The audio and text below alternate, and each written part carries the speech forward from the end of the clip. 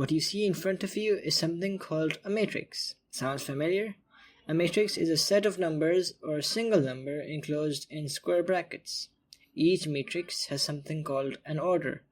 The order of a matrix is just the number of rows times the number of columns, which in our case is 3 times 3.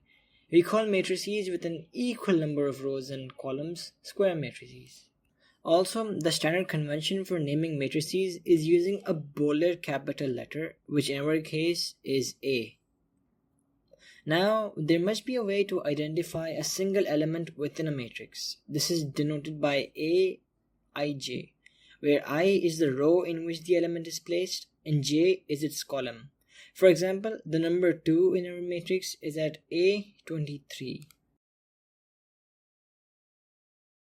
Now, as with numbers, you can perform basic operations like addition and subtraction.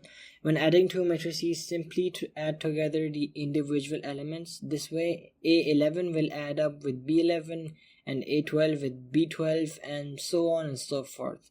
However, a necessary condition for this process to occur is that both matrices must be of the exact same order or dimension. The same but reverse logic applies for matrix subtraction.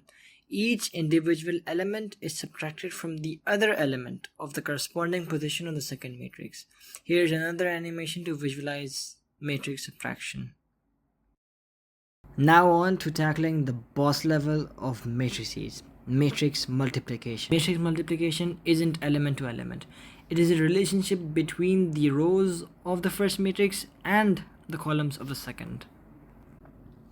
But before we do any math, we have to check if we are even allowed to multiply these matrices. Let's look at the dimensions. Matrix A is a 2 by 3 matrix. Matrix B is a 3 by 4 matrix. We look at the inner numbers. The columns of matrix A must match the rows of matrix B. If these numbers are different, stop. It is impossible.